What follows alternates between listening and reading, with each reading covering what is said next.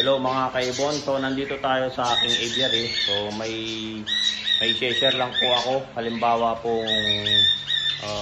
may inakay po yung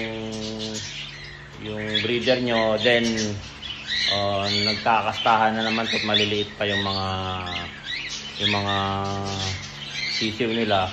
So ang tip ko lang po dyan sa inyo is ito. Sige, panoorin nyo muna po mga kaibon. Ayaw papigil na naman itong dalawa.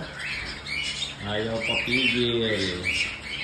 May mga inakay pa. Bumabakbak na naman mga kaibon. Ayan.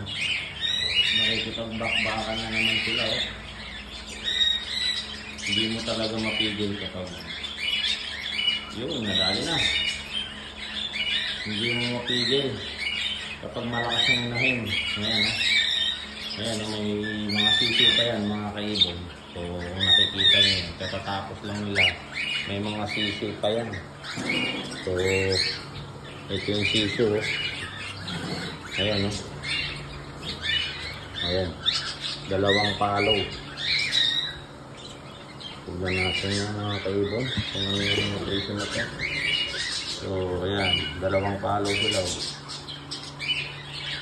Medium fight saka pearl. Ayan, dalawang palo po. Okay lang. So ayan, katatapos lang magbagpakan na naman, hindi natin mapigilan. Kung ganyan po yung yung sitwasyon, wag nyo na pong ipatuloy na paglilimin. So kunin nyo yung mga itlog araw-araw at ipaposter nyo na lang sa iba. So kung may kasabay, kung wala kayong sacrifice nyo, kung wala kayong pang-poster, sacrifice nyo yung itlog mga kaibon. Kasi hindi pwedeng mag-focus sila sa dalawa, naglilimlim habang nagpapakain. So hindi nila papakainin ng tama yung mga inakay natin pag ganyan po ang sitwasyon. So mas sacrifice nyo na po yung egg kung wala kayong pang-poster. Kasi hindi nila sigurado po yan. Marami na po akong experience na ganyan na hindi nila pinapakain ng tama yung hen. Magiging malnourished po yan, papayat. Hindi natin alam kung makakasurvive. So lagi pong tandaan, tip lang po ito mga kaibon sa mga nagdo-double plant. So napapaagang itlog ng mga parents. So ganyan po ang gagawin mga kaibon. Isakripisyo nyo po yung egg kasi sayang yung inakay kung may inakay sila. So ayan, maliliit pa po yung inakay nila, nakita nyo naman mga kaibon. So ayan, na-share ko na naman po mga kaibon. Don't forget to subscribe my YouTube channel, Warren Palakpak Kaibon, at yung Facebook page ko, Warren Palakpak Mr. Tigasin, at yung Facebook page ko, Warren Palakpak Kaibon. So yung Facebook page ko, ulit-ulitin ko mga kaibon, Warren Palakpak Mr. Tigasin. So ayan mga kaibon, please pakishare na rin po yung video kung nagustuhan nyo yung tip ko, itong videos na to. Maraming pong salamat. Paalam. So ayan mga kaibon, may dadagdag pala ako dun sa experience natin kanina na nagdo-double plant o maagang pangingitlog na may inakay pa. So may na-experience din akong ganun. Pwede naman ituloy mo basta kaya nung parents. Pero kadalasan kasi nangihina yung parents, nai-stress.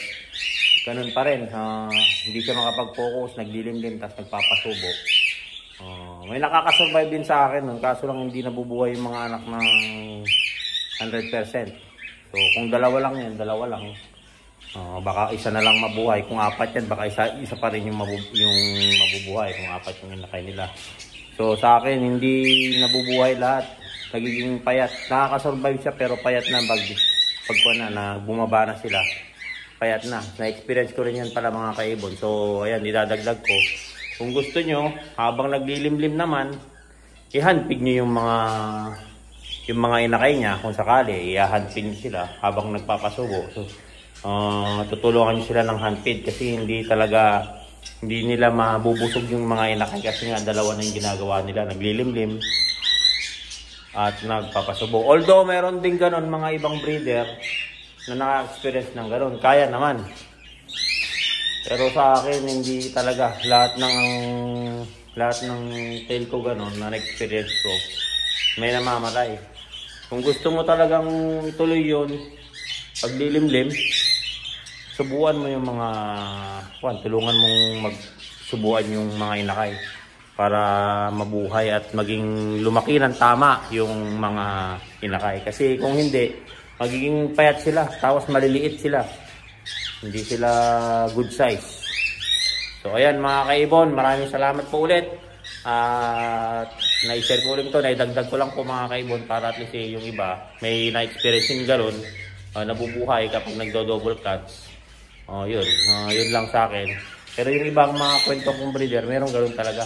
Kasi nabubuhay nila. Pero yun nga lang, sa experience ko, nahihirapan yung breeder. Madaling malaspag yung breeder pag ganun. So sa akin, sinasakripisyo ko yung itlog, kinukuha ko, pinoposter ko na lang sa iba. Kung may kasabay. Kung wala, talagang sacrifice yung egg. Talagang ganun lang po mga kaibon. Kaysa mamatay yung mga inakay, sayang naman, napisana. So ayan mga kaibon, maraming salamat. Uulitin ko po, don't forget to subscribe my YouTube channel, Warren Palakpak Kaibon, at yung Facebook page ko, Warren Palakpak Kaibon. At itong ginagamit kong main account ko ay Warren Palakpak, Mr. Tigasin. So hanggang sa muli mga kaibon, paalam!